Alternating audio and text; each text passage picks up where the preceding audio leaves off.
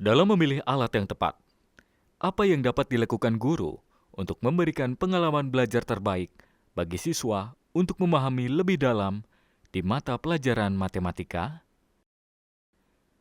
Bagaimana kalkulator saintifik dapat digunakan dalam pembelajaran matematika sehari-hari?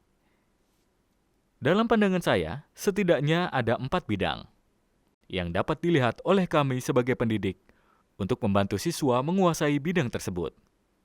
Pertama, kita bisa menggunakan kalkulator saintifik untuk membantu mereka memahami berbagai rumus yang mereka temui dalam perjalanan mereka sebagai seorang siswa. Misalnya, contoh yang dapat Anda perhatikan, sebagai seorang guru, saya dapat menyediakan pembahasan untuk para siswa. Di kelas, saya dapat menjelaskan pada mereka dalam pembelajaran hari ini, kita akan membahas bagaimana kuadrat sinus pada sebuah sudut berkaitan dengan kuadrat kosinus dari sudut yang sama. Saya bertanya-tanya secara spesifik, berapa jumlah mereka? Dan saya dapat membayangkan bahwa siswa dapat menggunakan kalkulator saintifik untuk memasukkan sudut manapun yang mereka inginkan. Dan setelah beberapa saat, mereka mulai menyadari bahwa ada sebuah pengamatan menarik yang muncul. Mereka segera menyadari bahwa terlepas dari sudut apa yang mereka masukkan, ekspresinya yang merupakan jumlah kuadrat pada sinus suatu sudut dan kuadrat pada kosinus suatu sudut, jumlahnya adalah konstanta. Secara spesifik, hasilnya adalah 1. Jadi, kalkulator saintifik dapat membantu siswa memahami berbagai rumus yang mereka pelajari. Pendekatan induktif seperti itu dalam pembelajaran menyediakan siswa konteks yang bermakna pada apapun yang mereka lakukan. Setelah itu, mereka dapat beralih ke pendekatan deduktif, di mana mereka mencoba untuk membuktikan pengamatan awal yang telah mereka lakukan. Dan dalam contoh spesifik ini, saya kira mereka bisa menggunakan teorema Pythagoras untuk memahami buktinya. Apapun yang telah mereka amati di bagian awal. Salah satu penggunaan kalkulator saintifik adalah untuk membantu siswa memahami berbagai rumus yang mereka temui dalam matematika. Kegunaan lain dari kalkulator saintifik adalah untuk memunculkan permasalahan kognitif di kalangan siswa. Apa yang saya maksud dengan itu? Sebagai contoh, sebagai guru di kelas saya dapat menjelaskan pada siswa, hari ini kita akan menyelesaikan masalah. Kemarin saya bermain-main dengan kalkulator saintifik saya, dan saya hanya memilih bilangan secara acak dan memangkatkannya ke pangkat tertentu, ke indeks tertentu, ke eksponen tertentu. Saya bermain dengan semua jenis nilai, tetapi ketika saya mencoba eksponen atau indeks atau pangkat 0, saya terkejut. Saya terkejut dengan hasilnya.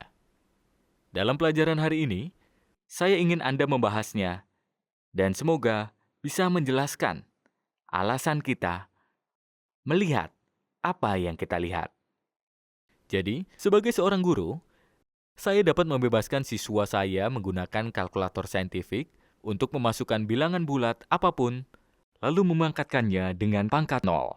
Dan dengan sangat cepat, mereka segera menyadari bahwa terlepas dari apa yang telah mereka pilih sebagai bilangan pokoknya selama eksponen atau indeksnya 0, mereka memperoleh hasil nilai 1, yang dimana mengejutkan untuk beberapa orang. Dan kemudian mereka bisa terlibat pada sebuah upaya untuk menjelaskannya. Saya menganggap kita dapat mengulangi pembahasan yang sama menggunakan indeks atau eksponen dari nilai 1, di mana Anda mengambil seluruh angka dan Anda memangkatkannya ke sebuah eksponen pada pangkat 1.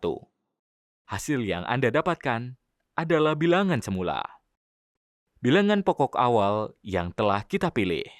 Dan lagi, untuk memberikan penjelasan tentatif.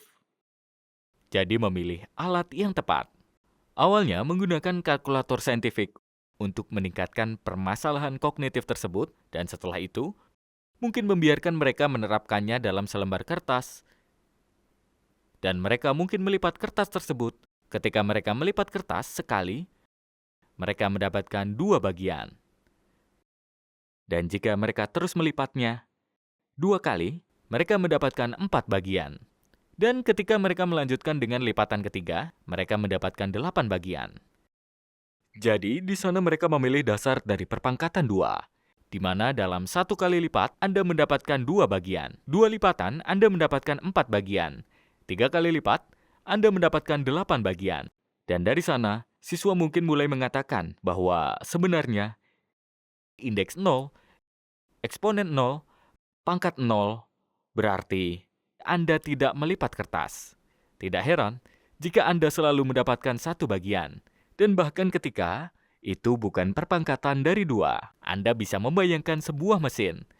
Mesin yang dapat memotong selembar kertas persegi panjang ke dalam, katakanlah 10 bagian yang sama. Dengan sekali potong, kami mendapat 10 bagian. Kami mendapat 10 bagian. Dan dengan 2 potongan, saya ingin tahu berapa banyak bagian yang akan Anda dapatkan. Jadi siswa awalnya menggunakan kalkulator saintifik untuk menghasilkan pengamatan itu. Permasalahan kognitif itu, dan sesudahnya, guru dapat memilih untuk menggunakan selembar kertas untuk memberikan beberapa ide kepada siswa bagaimana mereka bisa menjelaskan mengapa sesuatu dipangkatkan ke pangkat, ke indeks, ke eksponen 0, menghasilkan nilai 1.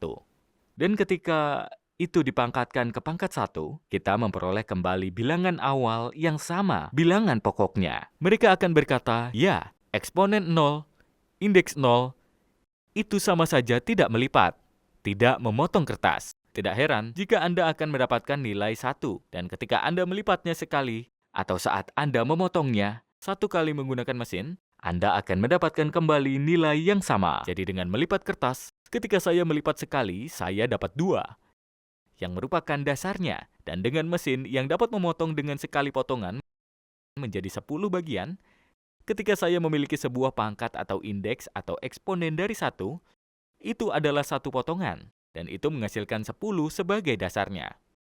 Jadi itu kegunaan lain dari kalkulator saintifik. Sebagai pengalaman awal untuk mengangkat permasalahan kognitif, dan setelah itu guru dapat menyediakan alat-alat lain bagi mereka untuk merasionalisasi pengamatan apapun yang telah mereka lakukan dengan eksperimen yang tak terhitung jumlahnya, yang ditawarkan oleh kalkulator saintifik tersebut. Itu contoh lain dari guru memilih alat yang tepat. Penggunaan lain dari kalkulator saintifik adalah membekali siswa dengan representasi multimodal. Misalnya, mereka dapat memasukkan fungsi, menyebutkan fungsi kuadrat ke dalam kalkulator saintifik, dan mungkin mengatur domainnya, rentang nilai X yang ingin kita gunakan untuk fungsi tersebut. Dan kalkulator saintifik dapat menghasilkan tabel nilai, dan sesudahnya mereka bisa melihat representasi grafis dari fungsi tersebut. Dalam hal ini, dengan memindai kode QR yang dihasilkan pada kalkulator saintifik menggunakan smartphone yang mereka miliki. Ini dapat terjadi setelah siswa memiliki banyak pengalaman dalam kerja praktek. Saya dapat membayangkan sebelum melakukan apa yang baru saja saya jelaskan, seorang guru di pelajaran sebelumnya akan melibatkan siswa dalam menggambar atau menyiapkan bidang kartesius pada kertas grafik, menggunakan penggaris, menggunakan pensil, menggambar sumbu X dan Y, memilih skala yang sesuai, memasukkan domainnya, memasukkan daerah hasilnya, dan membuat tabel nilai, dan memplot grafiknya. Tapi kami tidak membutuhkan siswa untuk melakukan ini berulang kali. Begitu mereka tahu, oh, begitulah cara orang menggambar sebuah grafik. Untuk memaksimalkan kesempatan mereka dalam berpikir, kita bisa menggunakan kalkulator saintifik untuk membantu mereka menghasilkan grafik fungsi dengan sangat cepat. Dan mungkin dalam beberapa pembahasan, kita ingin mereka dapatkan grafik dari beberapa fungsi terkait. Seandainya kita tidak menggunakan alat teknologi seperti kalkulator saintifik, saya dapat membayangkan pembahasan semacam itu akan memakan waktu dan mungkin agak membosankan. Penggunaan kalkulator saintifik dapat membantu guru memberikan siswa pengalaman belajar yang lebih konsisten dengan abad ke-21. Penggunaan lain dari kalkulator saintifik adalah untuk memungkinkan guru untuk memberikan siswa kesempatan latihan yang lebih bervariasi. Seperti yang kita semua tahu, latihan merupakan pengalaman belajar penting dalam pembelajaran matematika.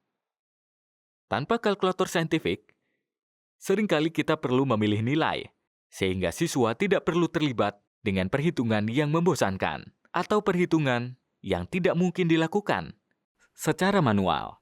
Tapi dengan kalkulator saintifik, guru-guru dapat memberikan latihan praktek yang lebih luas, termasuk nilai-nilai yang sangat sulit, tapi diperoleh dari contoh kehidupan sehari-hari. Jadi itulah kegunaan lain dari kalkulator saintifik. Kalkulator ini memungkinkan guru untuk memberikan siswa dengan rentang latihan yang lebih luas. Dan itu merupakan bagian penting dari teori Dienz. Salah satu teori Dienz mengingatkan kita sifat latihan yang baik. Apa yang mungkin disebut beberapa orang latihan yang bermakna atau praktik cerdas. Dan itu adalah latihan yang bervariasi. Praktik, latihan yang bagus, praktik yang bermakna, dicirikan dengan variasi, bukan repetisi. Repetisi itu pengulangan, praktik itulah variasi. Dan untuk menyediakan rangkaian variasi yang lengkap selama latihan, saya kira penggunaan kalkulator saintifik akan sangat membantu. Itu semua adalah beberapa contoh dalam pandangan saya bagaimana kalkulator saintifik dapat memperkaya pengalaman belajar untuk siswa dalam kelas matematika sehari-hari.